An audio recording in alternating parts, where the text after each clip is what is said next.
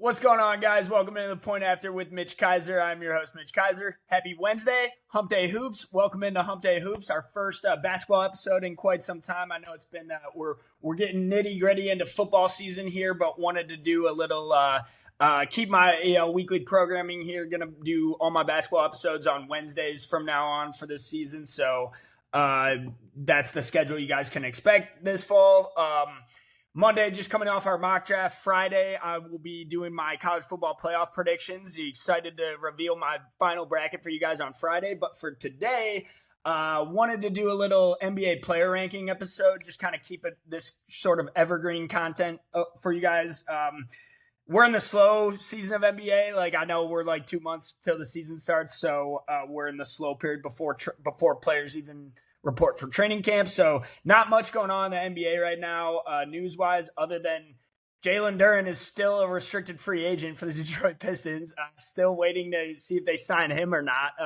I did get some rumors that he's might be signing a 4-year, $160 million deal, which I'm hoping the Pistons can just get this over with and get this taken care of so that they can focus on the season and know or not, or if we have a starting center or not. So that would be nice. So I'm praying that Duren just signs that deal so that we can get over this as a Pistons fan and get to work, because you're trying to win a title. So Duren, we need you. We need you to do that, buddy. We need you at a little lower rate than you want. I know that's hard, but all right, enough on Duren. Want to do my player rankings, kind of keep this in the mix of my the last NBA episode I did was the one comparing every NBA team's best player to a quarterback in the NFL, to a starting quarterback in the NFL. So coming off that, I was able to sort of finalize my player rankings in the NBA. And obviously some teams have more than one player who's in the top 10, top 20, top 30, whatever. This is my top 25 players. I want to give you 25 who I think are the best 25 players in the NBA right now, and just kind of keep this based on my player rankings I did a month ago for NFL quarterbacks. So, all right, let's not waste any more time. These are the top 25 players in the NBA here. Number 25, I've got OG Anunoby here, small forward for the New York Knicks, coming off an NBA champion, was crucial, vital for their championship game or the finals against the Spurs, especially in Game 4, had the game-winning shot that tipped it in. OG is more than a role player, man. He is so much more than just a role player. I had to get him in here. He is one of the 25 best players in the NBA. Again, he's probably 25th. I don't know if you could take him and put him on his own team and he could lead them there. I don't think he would lead any other team to the finals, but it works so well because he gets the luxury of being the Knicks' third best player. You can make a case he's second. We got, Towns is on here only a couple spots higher, and you could argue there's things OG brings to an offense and defense that are more valuable than Karl-Anthony Towns, especially being the elite wing defender that he is, the 3-and-D wing defender. I've said this before, if I could build a player in a lab, it would be OG Anunoby. One of my favorite archetypes of players, of basketball players, the 6'7" hybrid wing, 240 pounds, can just absolutely yoked, can guard any position on the floor 1 through 5, can play the 2 through 4 really if you need him on offense, can space the floor, can drill threes. OG shot 60% in the playoffs from 3. It was incredible. I felt like he could not miss a corner 3 for the Knicks all playoffs long, and they needed every single one of them to beat the Spurs. So before this season, OG probably would not have been close to the top 25, but coming off the playoff run he just had, I don't see how you could rank 25 other players better than him. Truly. I mean, it's crazy what this guy means to the Knicks and the value he brings, even if his counting stats are lower. Pretty sure he's a career 16, 4, and 2 only. And last year he averaged 17, 5, and 2 for the Knicks. That's going to be his season stat line every year. That's going to be his consistent number. I don't think he's ever averaged more than 18 a game. He doesn't need to. He doesn't need to have an impact on the court, to have an elite impact like he just had for the Knicks playoff run. And he's a fan favorite. I've heard he's an amazing person, just an incredible guy. You can see all his interviews, just the personality he brings, the caring, kind individual that he is. The fans love him. So I love OG, one of my favorite players. 25th best player in the NBA. Had to get him into the top 25 as a respect nod to what he just accomplished for New York. Moving on, number 24. So this player is about to go nuclear and skyrocket up these rankings, probably within the next 2 years. For now, we're keeping him here. That is Cooper Flagg at 24. Yes, I believe that Cooper Flagg is already one of the 25 best basketball players in the world, and I'm putting him here at 24. Slight edge above OG Anunoby, more so because I think if you would just flip-flop those players, OG's probably a little out of his depth there, asking to do things that Flagg can do for the Mavericks. And if you flip Flagg on the Knicks, I still think they win the finals last year, and Flagg is just as good of a defender, just as tall on the wing. So I gave Cooper Flagg the slight nod above OG Anunoby. Obviously, different types of archetypes, different types of players. Flagg is going to be asked to do so much more in his career, and that's more just like OG does not get asked to bring the same level of dribble penetration, passing, like creation on the offensive side of the ball that Flagg will. Flagg is going to average like 5 or 6 assists this season for the Mavericks. I mean, he averaged 4 last year. Was 21, 6, and 4 as a rookie on 47% shooting is insane, man. So I actually thought Khan deserved Rookie of the Year. It was funny at the end. I know that we kind of went back and forth, and I thought Khan had a couple poor performances that really dipped his odds at the end, but I thought Khan had the better rookie season. I do think Flagg is the way better player and going to have the better career, and he's probably going to be top 10 on this list in like 2 seasons from now, so just get ready. Mavericks fans, I know you're still sad after Luka, the departure of Luka, the worst trade ever, but you got your savior. You got the chosen one, Cooper Flagg, if you will, the main event, and I think he's got to bring you back to prominence probably sooner than basketball fans think. Truly. All right, 23 in my rankings. So the next 2 players is like kind of a rivalry amongst players and amongst NBA fans and like fans on Twitter, and I went back and forth on these 2 players. I'll just say them both. I have Evan Mobley at 22, and then I have Scottie Barnes at 23. So I know that Evan Mobley versus Scottie Barnes has been like a competition and like a debate since their rookie season, since their Rookie of the Year battle where Scottie Barnes won the award, pulled away at the last second over Mobley when it should have been Cade Cunningham altogether. It should have been Cade anyway, which Cade is we all know who goes 1 in a redraft now, so I love that. But, Mobley and Barnes can duke it out for second in a redraft if they want in a 2021 redraft. But I have Mobley slightly above Barnes because I think you know what you're getting out of Mobley, and I think he's more consistent at it. Way taller, plays more of the 4-5. I know, like, Barnes kind of is the hybrid 3-4. He kind of plays every position on that team, plays point guard sometimes. Mobley's not like the creator that Barnes is. Like, he's not going to have the ball in his hands, like dribbling. Like, that's kind of been his issue, is like they've been kind of wanting to get more dribble penetration out of Mobley and more like passing, more creating. I don't think that's in his game, but what Mobley does at an elite level is defend the paint, is block shots. And like, that is what he's good at.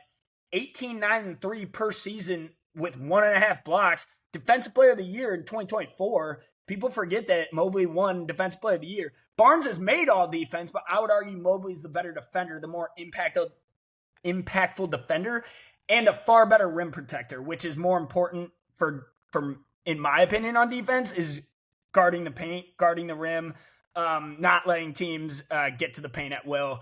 So I just think Mobley's a little more consistent at his job, but Scottie Barnes is a career 17, 7, and 5 as well.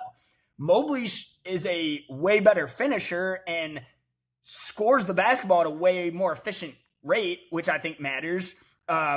Mobley's field goal percentage for his career is 54% versus Scottie Barnes, which is 47%. I do think that's a big difference there and a lot of value.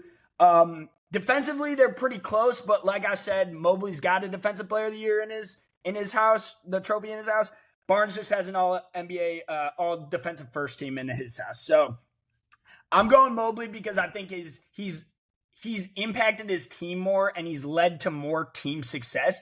I know he has way better teammates, Donovan Mitchell, James Harden, but I just think if you flip-flop players, I don't know if Scottie Barnes is like doing the same things Mobley does at an elite level. Like, people want to make Mobley this Giannis type of player, which he's not.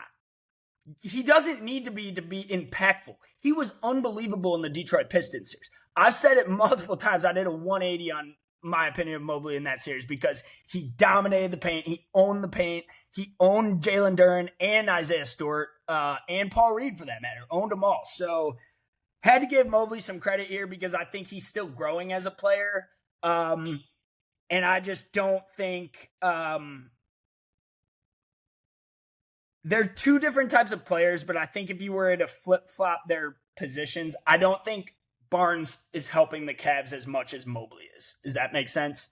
When I think Mobley on Toronto would actually be the exact center they need and like be able to start at the 5 and actually kind of like own the paint and really be dominant at it. I've said before, I think Mobley just needs to be the center for the Cavs. I'm not sure why Jared Allen's still on the roster, but we don't need to do a Cleveland Cavaliers autopsy right now. So, but that's my Mobley and Barnes debate right there. One is a 17-9-3 for his career. One 17-7-5. The efficiency for Mobley and the defense, I give him the slight edge on defense. 6'11", taller. Barnes only 6'8", down low. A little, obviously can guard a little more on the perimeter, but Mobley is just as good at it too. So that's why I go Evan Mobley, 22, and Scottie Barnes, 23. So for all the Twitter debaters, I'm curious to see how that one goes over. So, all right, 21. Now, this player is probably unknown to the common NBA fan, but I think he's firmly a top 25 player, and I had to get him in here. That is Denny Avdia out of the Portland Trailblazers. Small forward for the Portland Trailblazers. 6'9", plays a 3-4. Averaged 24, 6, and 6 on really solid efficiency. He's not like the shooter that I think people expected. I think everyone expected him to be like more of a Bogdanovich type of 3-point shooter. He's not really come around on 3 yet. He's a career 31% only on from deep. So, but Denny Avdia is like amazing at getting downhill, elite at getting the paint, attacking the rim, elite at drawing free throws. I think he led the NBA in foul shots this past year. Well, no one topped Shea, but like Avdia is one of the top 3 in free throws this past season. So go watch the tape. Guy knows how to get downhill at will. Just led Portland to the playoffs, led the Trailblazers to their first playoff appearance in years as the 7 seed. The thing with Denny Avdia is like I believe he is firmly established himself in the league as a top 25 player. However, I don't know how much higher he can get on this list. And if he is your best player, how good are you really? That's kind of the thing with Denny Avdia is top 25 player in the league, confirmed all-star, like definite all-star, probably going to make multiple, made the all-star game last year. I think he might have finished on all-NBA third team too, I want to say. But you can expect this guy to be a multi-time all-star in his career. Probably going to be like a 23-point scorer around there, like 5 and 5. Like that's all good numbers. But how much better can he get? Like, can he improve on this ranking? Can he get to the top 20? Can he get to the top 10? Because if Denny Avdia is your best player in the Trailblazers, like I said, I don't know how much better you're getting than like the 5 or 6 seed really in a loaded West, a crowded West. So not to knock him as a player, but if he can't improve the 3-point shooting a little bit or the passing a little bit, the vision, playmaking, then Trailblazers might be, their ceiling might be capped is what I'm saying. Because you got this guy who's going to put up numbers, going to put up stats, going to probably, have the ball in his hands the whole time on your team. And now you got Ja and Dame there coming back. So we'll see how that works. It wouldn't shock me if Avia's counting stats go down this season based on having the ball in his hands less with Dame and Morant there. That's where you need the efficiency to go up. If Avdia can become a little better catch and shoot 3-point shooter, that could make all the difference in the world for Portland's offense. If he can get his 3-point percentage up to like 36, 37%, then it's a whole different story in the offense because you got Dame kicking it out to Denny and Denny can just knock down. Right now, he's not a knockdown 3-point shooter, and that would really help if he was. He would probably be even further up on this list. So we'll see. But I do think Denny has established himself as a very, very good player in the league. And I do enjoy the type of player he is. So, all right, getting into the top 20 now. So this player was borderline top 10 a few seasons ago. Has kind of cooled off, and I want to keep him here in the top 20 because this is a household name that everybody knows. This is a superstar basketball player who has played in big games, played in big moments. He's been in the media, he's been in the crowd, he's been in the picture. That is Devin Booker for the Phoenix Suns. I believe Booker is still a top 20 player. I think he's just hasn't had much to play for in recent years. And I don't want to say his career's getting sad, but like if he never makes it back to the finals or deep playoff run again, then it will be kind of sad because the way he kickstarted his career in Phoenix, I mean, he's been there for 13 seasons now, like unbelievably long. It's crazy how long he's been there. If you really look back, I think he was 2014 was when he got drafted. So the amount of success he's had, the numbers he's put up, constantly a 25-point per game scorer year in and year out. It is so hard to do that.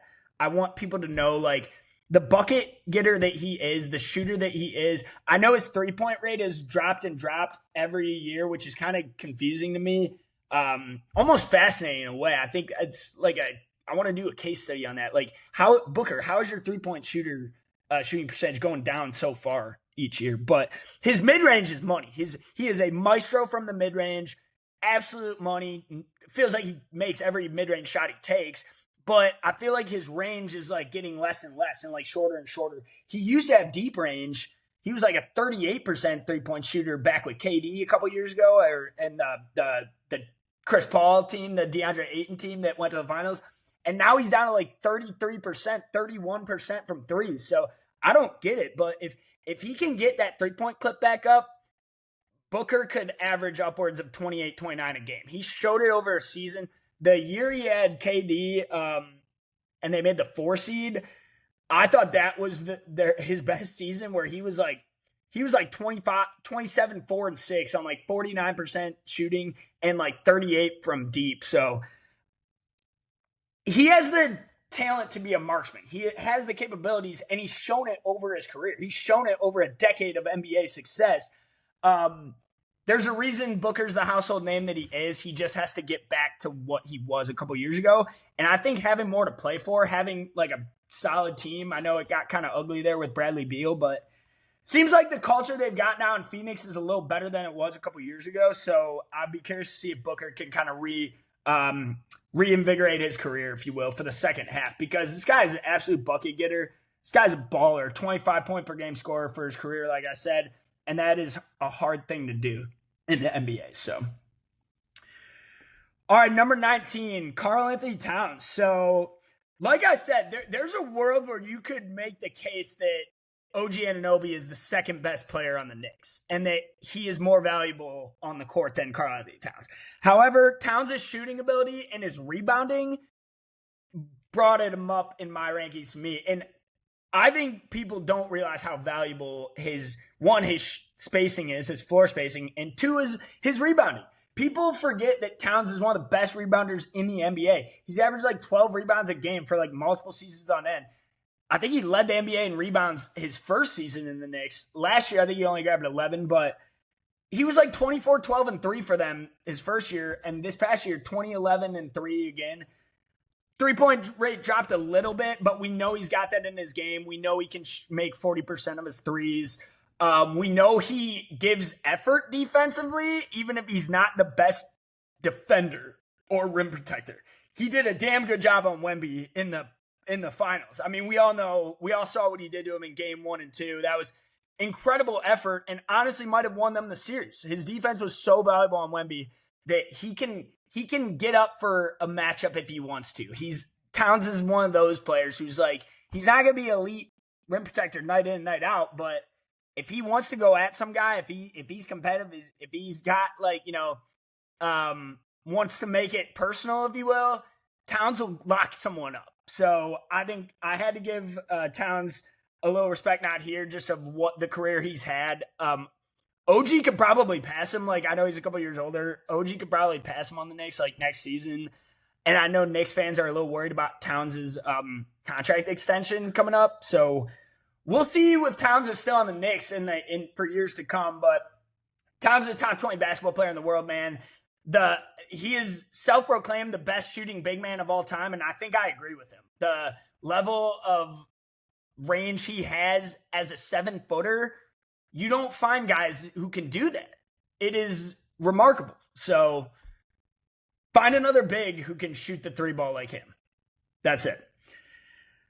All right, number 18 is Jaylen Brown. Now, this was a tough ranking for me because I'm usually a Brown defender, and especially this offseason, this summer, I've had to be a Jaylen Brown defender big time because I felt like he was kind of taking some heat in the analytics community. And, I'm a big metrics guy. I'm a big advanced analytics guy. I like to dig into the numbers, but I thought they were getting too carried away with his value and, like, just straight up lying about some things and being like, okay, he's not the 7th best player on the Celtics. Like, what are you talking about? Like, I do think there's something to be said about a guy who can put up the counting stats night in, night out, never gets hurt, guards the other team's best player, takes every guy one-on-one and did that all season for the Celtics and led them to a 2 seed. Like, I think you got to get some credit for that. This guy's a finals MVP. He was a finals MVP 2 seasons ago, 2024. Like, that's the highest honor, in my opinion. So, like, what are we playing for if you're not playing for trophies, championships, finals MVPs? So, I didn't want to have him any lower because I do think, like, his stats were a little inflated this past season without Tatum, of course. Like, I'm not going to argue he's a better basketball player than Jason Tatum. I've almost tried doing that in the years past. I couldn't get myself to it. Like, Tatum's just better across the board, but there are certain aspects of Brown's game that I think he is better at than Tatum. But when both are at full strength, Tatum's better. And Brown was the second option for years. He's probably going to be the 4th option now in Philadelphia. So this is a guy whose stats have been up and down in his career. He just scored 29 a game, and he's also had seasons in Boston where he averaged low 20s. So that's kind of what I expect out of JB this season in Philadelphia. I think he's really good at a lot of things without being elite or great at it. I think he's a really good one-on-one player who can, drive to the basket, get downhill, and, has a good pull-up mid-range. He's not really a good 3-point shooter. He's not really a good catch-and-shoot three-point shooter. He's not the best passer. But I do think there are things that you just need Jaylen Brown out there. Like, 6'7" wing guy who can guard anyone on the other team, who can get you 20 a game, which sometimes you just need a guy who can go get 20. No matter what efficiency. I mean, Brown has been a 49% field goal shooter for, like, most of his years now in Boston. So, like, he's efficient. I thought we got too carried away with the, like, lack of value, like, advanced metrics on him. So, but I do expect his counting stats and his box score to probably dip below a lot of the players on this list next year, simply out of opportunity. Like, he's not going to have the ball as much in Philadelphia on the Sixers now. All right, number 17. So I'm super high on this player. This is one of my favorite players in the league. I almost put him higher than this, but as I was getting into the other names, I go a lot off, like, playoff success and, like, what you've accomplished in the league, what you've proven already. And this player hasn't proven enough yet, in my opinion. But I think he will. This is almost like I think this guy's going to get into the top 10 here in a few years. And I think he's about to have some really good playoff moments. That is Jalen Johnson on the Atlanta Hawks. 6'10", power forward, do-it-all wing, averaged 23, 10, and 8. One of the best rebounders at his position. One of the strongest players at his position altogether. One of the best passing big men I've seen. This guy is what Ben Simmons was supposed to be. I've said that a couple shows now. I'm confirming it. 23, 10, and 7. This guy can make any pass on the court. This guy can bring the ball up. He's very good dribbler, good defender. Can stand and improve a little bit on defense, but I do think his size and his rebounding helps him there. the facilitator he is as a power forward is like LeBron James level-esque passing. Like, I'm not kidding. Like, if you flip on his highlights and watch how he commands the floor and watch how he runs an offense and, like, some of the, like, no-look passes he does, they look like LeBron passing the ball at the same size, same forward position that he is. Three-point shot can get a little better. He's been about 35% clip on low attempts, low volume for the couple of seasons now. He can stand to raise that more. And his playoff numbers kind of fell in the toilet. He kind of took a big dip in the playoffs. Went from like I said, 23, 10, and 8 on solid efficiency, 49% shooter in the regular season. Playoffs, I think he dipped down to like 19, 7, and 5. So that was Johnson's first big playoff moment. Like, that was his first playoff series that he was really the guy for in Atlanta. Like, he got a couple minutes a couple years ago for Trae Young's Hawks, but I expect that playoff experience to be a big learning moment for Jalen Johnson. I expect him to come back with what he learned, carry that over to this season.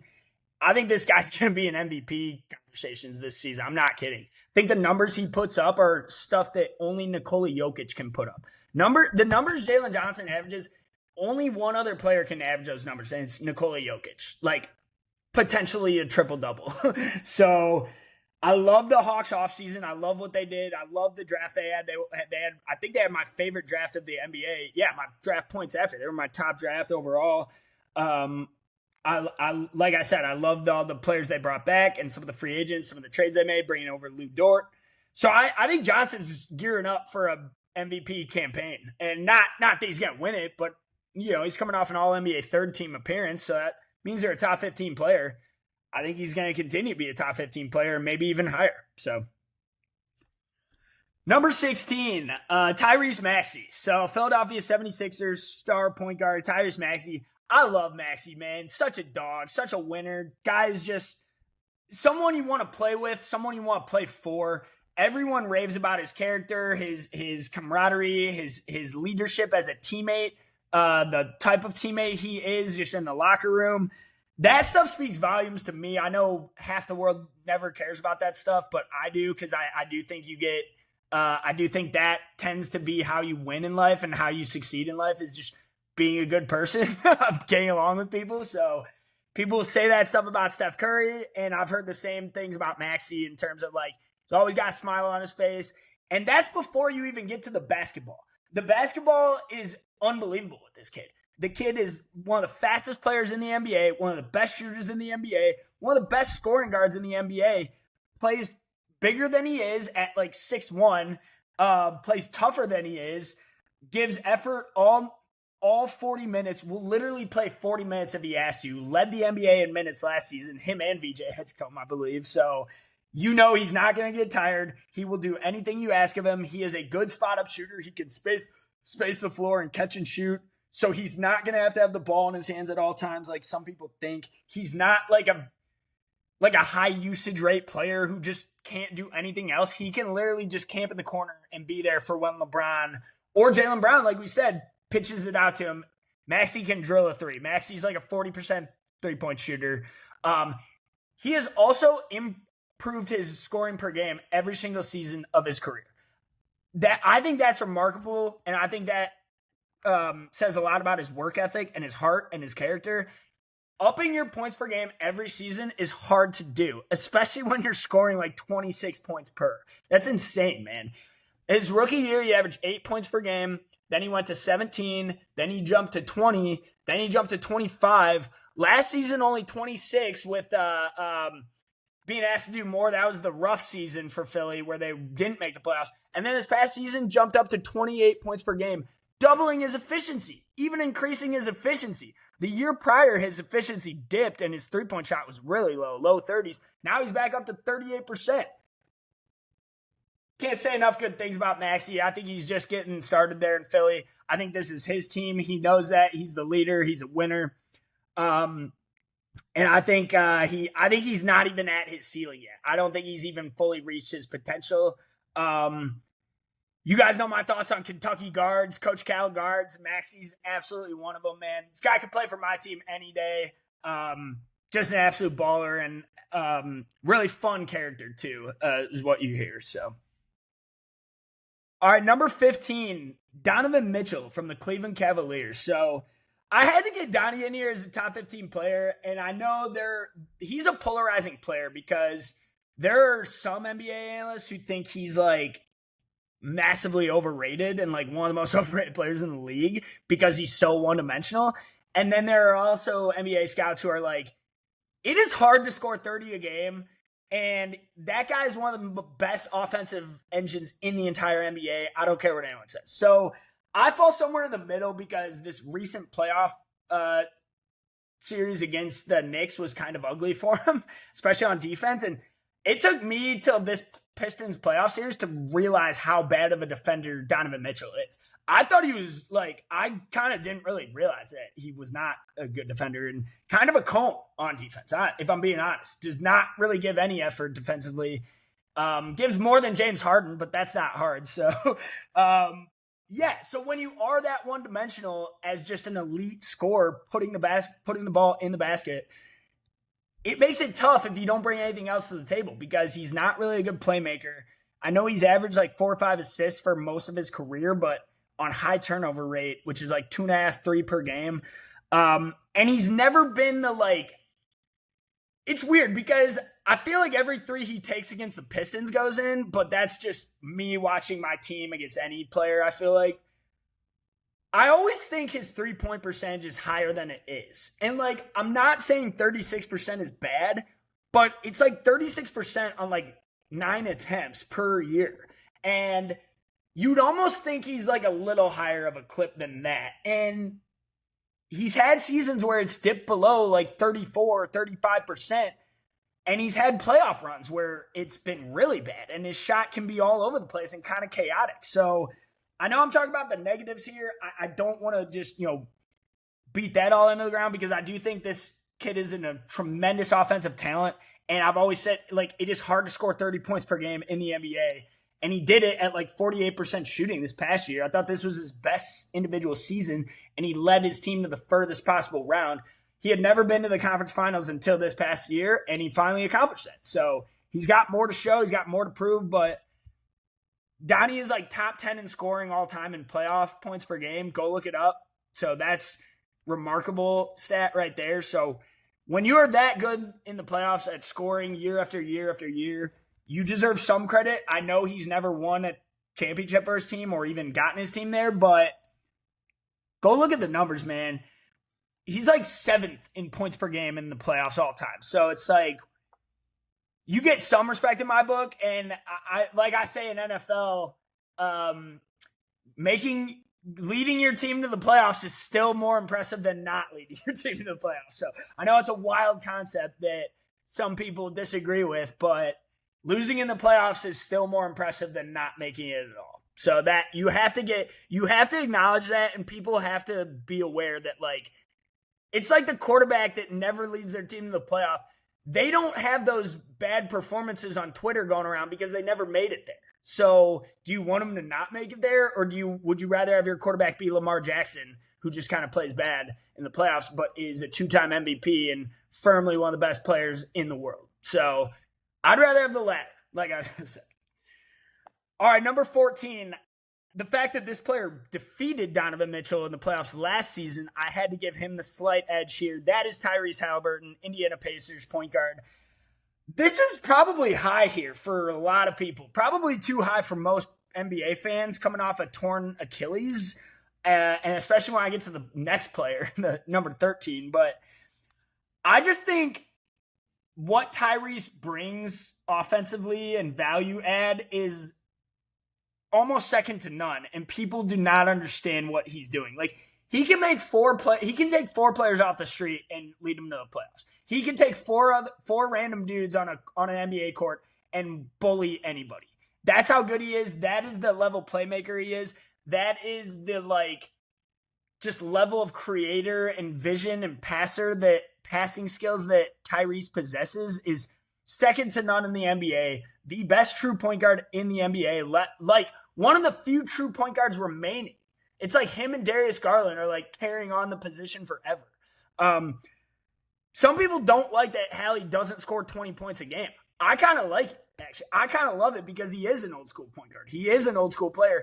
18, 3, and 9, man, on like one turnover. Like, his assist and turnover ratio was like 4.5 last season, which led the NBA. Just incredible stat in its own right. Chris Paul was known for that stat, the assist and turnover ratio. That's the makings of a true point guard. That's the sign of a true point guard right there, is setting up your teammates, making your teammates better without turning the ball over, without putting the ball in harm's way. Do you remember Game 4 of the Cavs series? Was it Game 4 of the Cavs series? Tyrese had like 40 points and like 14 assists with no turnovers. That was incredible. That was one of the greatest playoff games I've ever watched. 0 turnovers and 14 assists. That is getting it done, man. That is winning basketball. That's what Tyrese does. Again, like I just said, he's got the weird shot. He's got the weird archetype, weird shooting angle form that people don't like. He's not everyone's favorite type of player. Box score wise, like what ESPN did that stupid superstar conversation about him when they were in the finals last season. It's like, who cares? He doesn't need to be a superstar because he's just a winner. He's a playmaker. He's one of the best point guards in the league. And I firmly believe he's going to bring the Pacers back to relevance again this upcoming season. So 14's a little rich. I can understand if you think that's too high. Maybe like he has to earn his way back up, but that's probably where he was when he went down. So, and maybe in this next player at 13, maybe I'm not even taking my own advice here about the Achilles, because I've got Jason Tatum at 13. And this is more of a like, I want to see Tatum prove it again. And I know he has had seasons where he's top 5 in the world. Like, I firmly agree that Tatum has been a top 5 basketball player, top 10 basketball player in the world for 5 years now. Was the best player on a title team 2 years ago, has made All-NBA first team, I believe, 4 times. So that is defining you as one of the best 5 players in the league right there. This is more of a like prove it ranking for Tatum. Like, I just want to see it. I just want to see you be healthy over a course of a full season. I did not love when he got rushed back and then he got hurt again in this playoffs and missed Game 7. That made me sad as a basketball fan, and that, would have been devastating. So Tatum, you have the ability to be top 10, even top 5 on this list next year if you have a really good season, which I think you will. A lot of people think his counting stats are going to be the highest they've ever been in Boston. I know he had one season where he averaged 30 a game, but most of his career in Boston, he's averaged 26 points per game for each season of his career. I think this is going to be the highest usage of his career. I think this is going to be the highest amount of shots and shots he's ever taken in a game. So he is going to have to lead the offense, command the offense. There will be a lot on Tatum's shoulders. I'm not saying he can't do it. He has already won a finals and been one of the youngest players to like lead their team doing so. So I got a lot of respect for Jason Tatum and what he's accomplished at such a young age already. And there's no doubt in my mind he will be top 10 on this list next year. I just want to wait and see him be healthy again for a full season. And then I'll have no problem bumping him back into the top 5 like he likely was there after 2024. So we'll just call it what it is. All right, these next 4 players are like legacy players. So I kind of bunched these all together because it was hard to rank them based on like, okay, which one is the best of all time, but which one is like best right now? Which one is kind of falling off the map a little bit due to their age? So I'm sure you can tell these are all the old guys. I'm about to name 4 old players right now. The 4th one comes in at number 12. I am putting him 12th here because he's not the other 3. He's not the guy that the top 3 above him are. That is Kawhi Leonard on the is he on the Clippers or the Raptors right now? I don't even know. I can't even tell, but I don't even think the NBA knows either. But either way, Kawhi Leonard coming off arguably his best career season in Los Angeles, which is kind of crazy to say at age, 34? So this is more of a like, let's pump the brakes and let's see if he can do it again, because Kawhi had like 4 seasons where he was downgrading every season and like falling off year by year and getting worse each year. So it was like, did we not forget that? Like, that he was kind of like cost the Clippers every playoff run that they had because he couldn't stay healthy and just couldn't stay on the court and wasn't really good or effective when he was. I feel like people are forgetting that, and he just had one season where he played 66 games and scored 28 a game per. So, like, you know, that's crazy numbers. That's ridiculous efficiency. He is still an elite wing defender, still one of the best defenders in the NBA. But this is more like, I don't think he can replicate the season he just had for the Clippers. I will be surprised if he does. He's won 2 playoff series since 2019 finals, since the 2019 finals run he had in Toronto. So I don't think he's just magically going to be back to the player he was 7 years ago. So I know he just had 1 year, kind of like I don't want to call it a 1 year wonder. Kawhi's a, 2-time champion, Hall of Famer, one of the best players in the league. But I think we are forgetting that he just had a couple like really bad seasons in LA, and he's not getting any younger. He gets hurt every season, like every other day, it feels like. And he doesn't really talk or even like playing basketball. So I don't know what you can expect coming back to Toronto 7 years later. So that's why I have him at 12th. I can't put him above this next guy. This might shock people. I still think this player is right here in the mix for top 10, but I had to put him slightly above. That is LeBron James. You are the 11th best basketball player in the world. In my opinion, I have LeBron firmly at 11th here. I could not put him top 10, but I still think this guy is incredible, man. I still think the level of success he just showed in the playoffs, he was the only one left standing out of Reeves and Luka. It was the only one left remaining after everyone was gone and injured. And the 41-year-old is the guy left standing? Like, yeah, of course he is, because he's the best player of all time. And people still want to argue that. People still want to deny that. I don't get it, man. I think the comfort level you feel with him on the court, like on your team.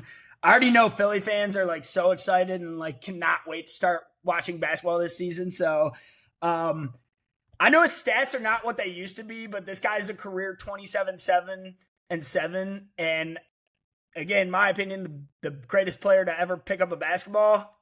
And I still think he's legitimately underrated right now. Like, as we speak, I know his counting stats won't touch what they were, but this guy still puts up 20 a game every single night in, night out, 51% shooter, 20 points per game.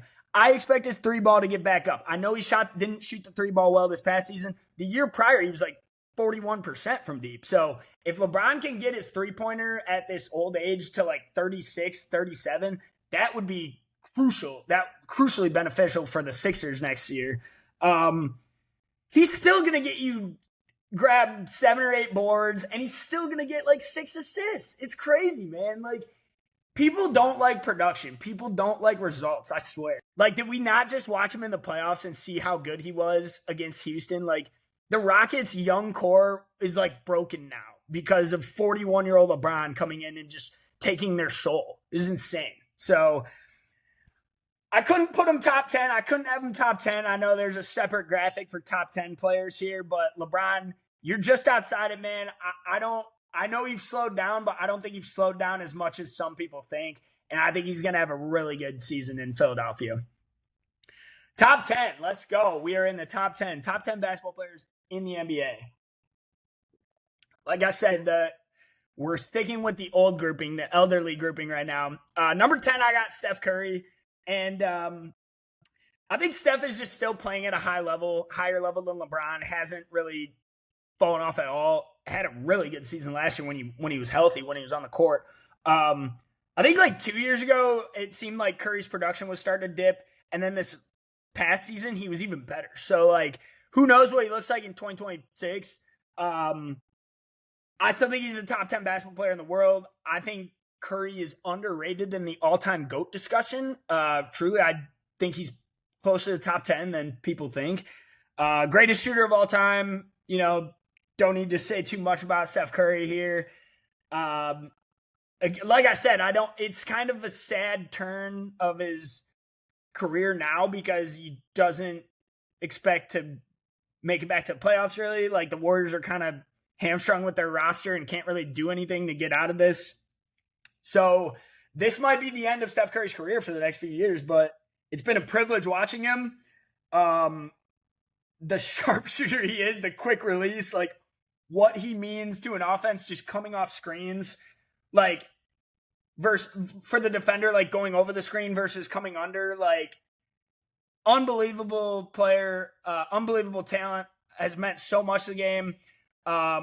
Changed the game, has truly changed the game of basketball, has changed how offenses play, has changed how coaches run plays for their offenses. So remarkable player. You can't say enough about him. I think like off court, he is one of the greatest humans to play in the NBA as well. And that's the reason he won't ask out or request a trade. And there are a lot of basketball fans who want him to get permission to ask out and get a trade. But the player he is, the type of person he is, and what he's meant to that organization, like he's like Kobe Bryant to them. He will never leave Golden State, and he's going to retire as a Warrior, and that's just kind of where it is. He's just players like Curry don't grow on trees, and you don't trade players like Steph Curry. Number 9, the last of the older generation GOATs here. That is Kevin Durant. I had to put KD at the top of the old guys here because I legitimately don't think he's slowed down at all. Like, even a tad, I don't think he's slowed down at all. He is still the killer he was in Oklahoma City. He is still the killer he was in Golden State. It's crazy. This guy has averaged 26 points per game since his second season in the NBA, back in like 2008. Crazy. Go look at his numbers. If you just go to his ESPN career stats page, it is like 26 per for like 16 seasons. Just incredible, man.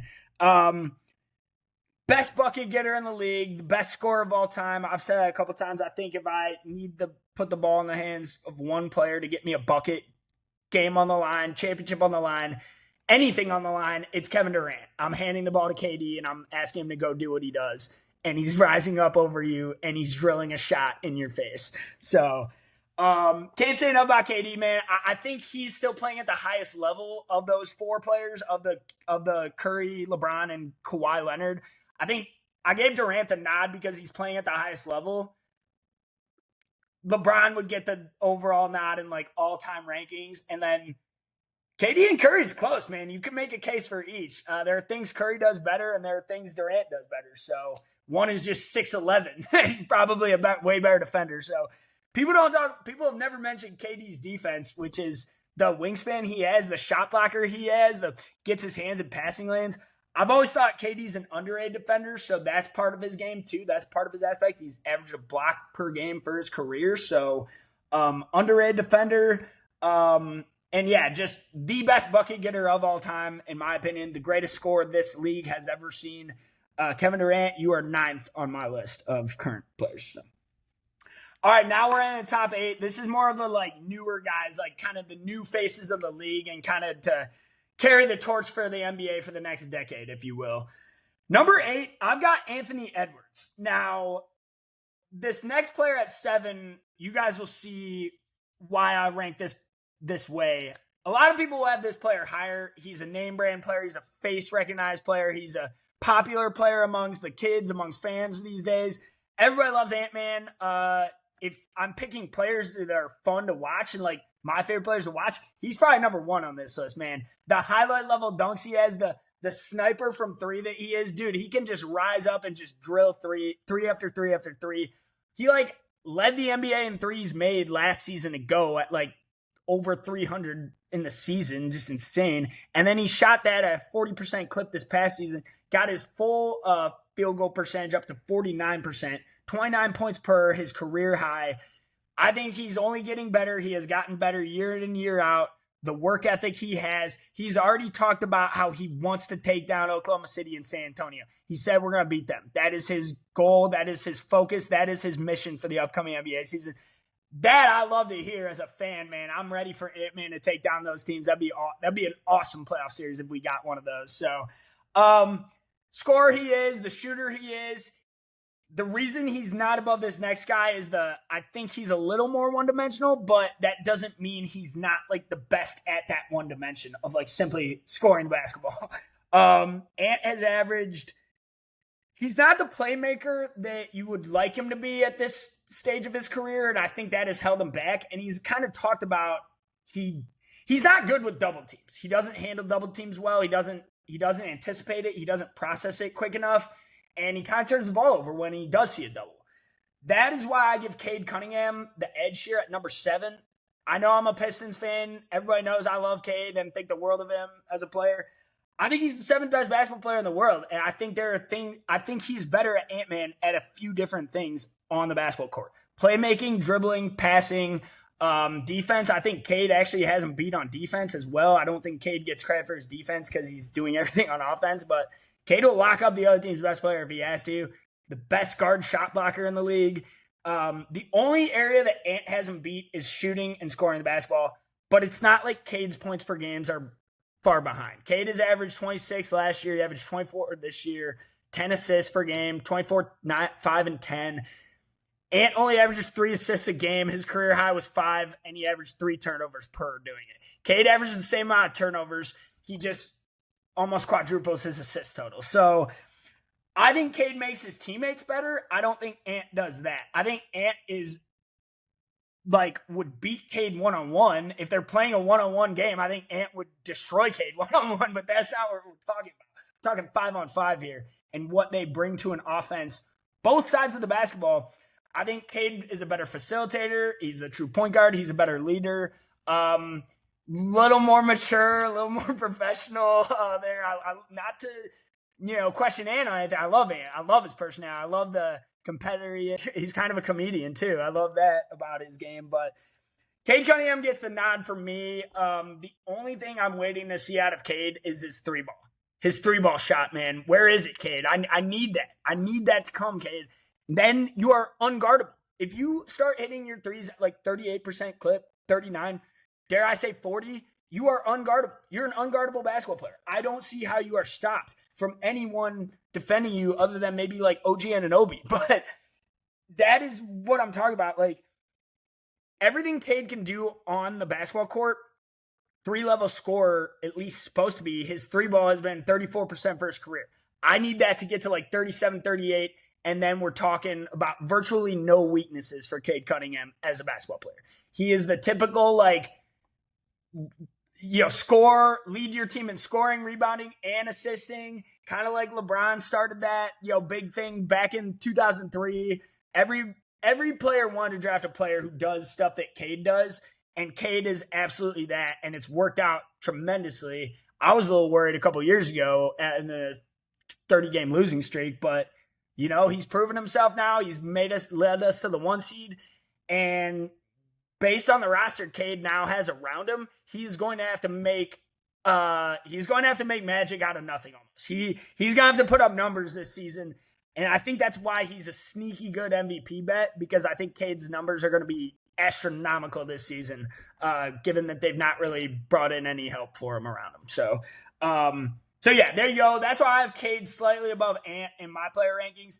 It is not a debate of who's better at scoring the basketball. Ant would win that, or like who's more athletic. Like Ant would win that night and day. Like Ant's probably the most athletic specimen in the NBA, and then Cade's more methodical and slow. I just think if you're talking about like what they actually do on the basketball court, Cade is better all around as a basketball player versus Ant, who is just an elite scorer, maybe the best in the league. So, all right, this next player is tough because these two players, 5 and 6, played on the same team at one point, were teammates. One is far superior in terms of talent and like abilities and stats, but one leads more to wins. And number 6, I have Jalen Brunson. Number 5, I have Luka Doncic. So this one's tough for me because I'm usually a firm believer that a title should end any debate, and like winning a final should win you every argument and like end the debate right there. Luka has not won a finals yet. I know he's gotten his team there. They came up short against a really, really good Boston Celtics team in 24.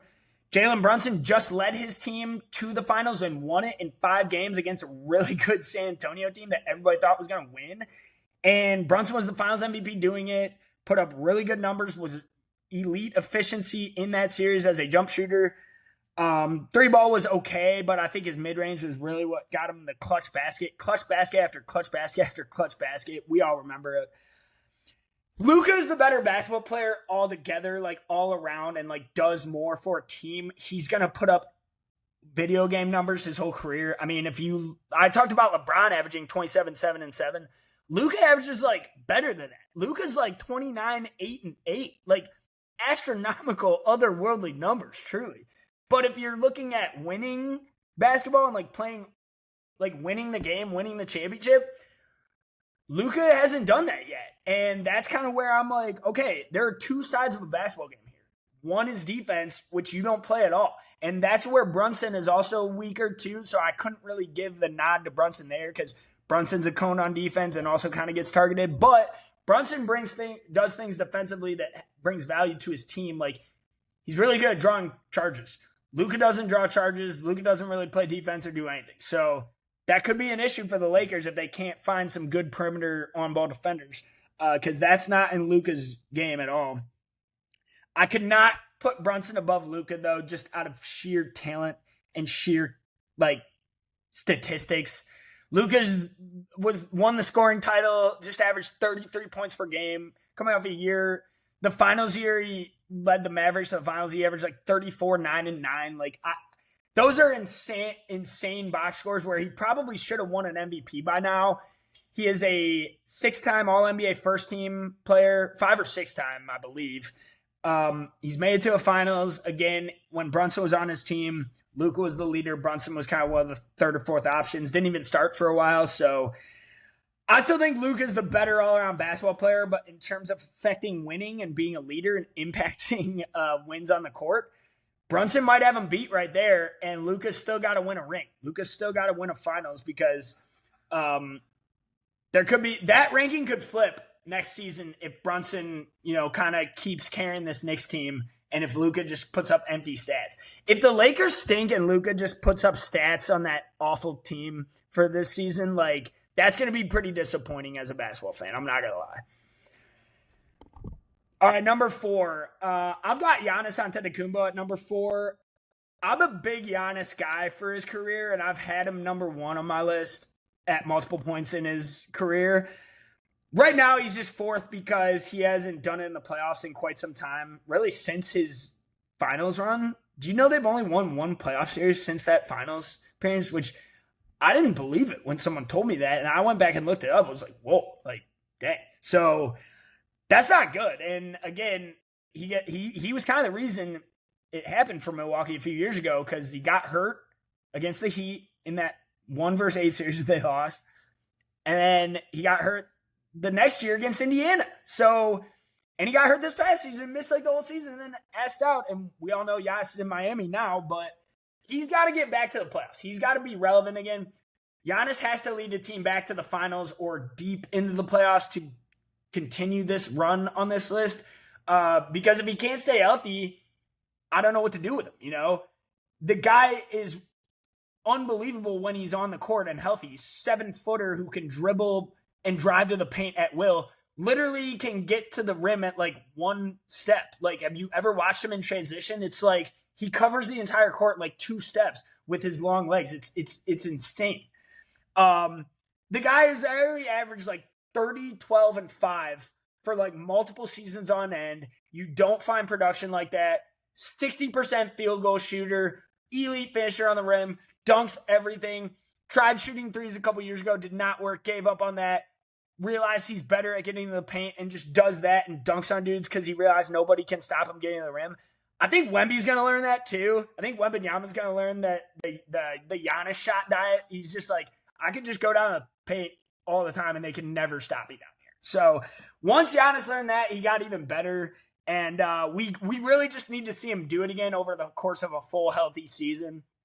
And it remains to be seen if he can in Miami. But because he's 31 now, like he's not young anymore, and he's had a couple rough injuries. So we'll see if a guy of his size, of his caliber, can stay healthy for the long term because he's got hopefully like another decade left of his career to play.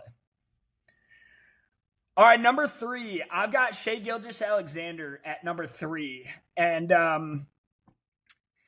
I've started to like SGA a lot more in this playoff run because I like to see guys get challenged and I like to see guys I like to see guys who seem unstoppable, like, look human in a way, but like I thought Shea was phenomenal in the San Antonio series, and it was everything I wanted to see out of him as an individual basketball player, even though he came up short. My opinion of Shea increased after they lost that series because I genuinely thought he was alone out there. His second best player, Jalen Williams, got hurt, was not there, was not available to play at all. And his third best player, Chet Holmgren, was basically not there either. He was just gone, like 2 points in game 7. He didn't want to be on the court at all. Wemby ate him up. I thought Shea was ridiculously good in the entire Spurs series. He almost single-handedly won it. I thought he was kind of alone out there and really doing it all. And the fact that he was still hitting like insane, tough pull-up middies, fadeaway three-pointers, like still creating everything on offense for the team. So I actually thought Shea was most impressive in this playoff run, even though they came up short. I know it's kind of wild to say, like, they won the finals last year, but I thought he was better in these playoffs. And I know his three ball has not been elite in the playoffs. Like, his three has never kind of been there his whole career. That's kind of been a question mark for him, like low volume shooter. But the mid-range is still money. Like, I know he's not quite as efficient. That always dips. But, like, the season he just had, 55% shooter as a guard, 55% field goal shooter as a guard. That is the most efficient guard season since Michael Jordan. I hope people realize that. Like, I've comped him to Michael Jordan a couple times. I maybe drink some settle down juice, as Bill Simmons would say on that. But Shea's a dog, man. He's a killer, and I don't think he's done yet in OKC. And I think if they had Jalen Williams in that series, I think they win that game, or win that game 7 and probably win the finals again. And I think Sam Presti knows that and realizes that, and that's why he's not made big rash decisions yet. But yeah, no, that's all I gotta say on SGA. My opinion of him gained respect after this playoff conference finals against the Spurs, because I thought he got everything thrown at him against the toughest guard defenders in the league of Steph Castle, Dylan Harper, guys like that. And he showed up, and he was not the reason they lost. He gave it his all out there. I thought he was excellent, even though they came up short in game 7. Game 7 especially, man, he was a ball. He was balling out there, even if they got the loss. So, all right, number 2, I've got Nikola Jokic as the second best basketball player in the world. Can't say enough about this guy, man. The Joker, he is just an offensive juggernaut, offensive force, triple-double machine. Going to lead the NBA in triple-doubles for his career, probably for the most ever, most likely. He's coming off a season where he literally led the NBA in rebounds and assists and was third in points. If he ever has a season where he leads the NBA in points, rebounds, and assists, just give him the MVP. Don't even have another conversation. Insane, man. Coming out, he just averaged 27, 14, and 11. I can't think of many players in history who have ever done that. There are a lot of people who believe Jokic now, if he retired today, would be a Hall of Fame top 10 player of all time. You could make a case for sure. I think he needs to get another ring, but I'm well aware that the Nuggets front office has done a horrible job of building a team around him. And they're in the midst of an awful offseason, I think, and they just lost Peyton Watson. So I don't know what they're doing in Denver. To me, it feels like they're wasting the prime of Nikola Jokic, and you're just punting on Nikola Jokic's career, which feels crazy to me. But I think you should do everything in your power to get this guy another title team, because players like Jokic don't grow on trees. Guys who can just run the offense at 6'11" and just do everything. Literally the heliocentric player that attracts all other 4 defenders as well, and can open up passing lanes, and the no-look passes that he makes. Again, we don't need to just talk about all the great things Jokic does. We all know what he brings. It would be a disappointment if they don't win another title in his tenure in Denver, because he hasn't signed the contract extension yet. And I know there's Nuggets fans that are a little bit nervous about what's to come if he ever wants to ask out or something, becomes a Giannis situation. So I couldn't keep him number one. A lot of people have Jokic number one. I'm not arguing you if you have him as the best player in the world. Like, a lot of people label Nikola Jokic as the best basketball player on the planet, and that's totally fine. I will not argue with you on that one. When you do lose first round, though, that means something. That says something. Jokic himself admitted it.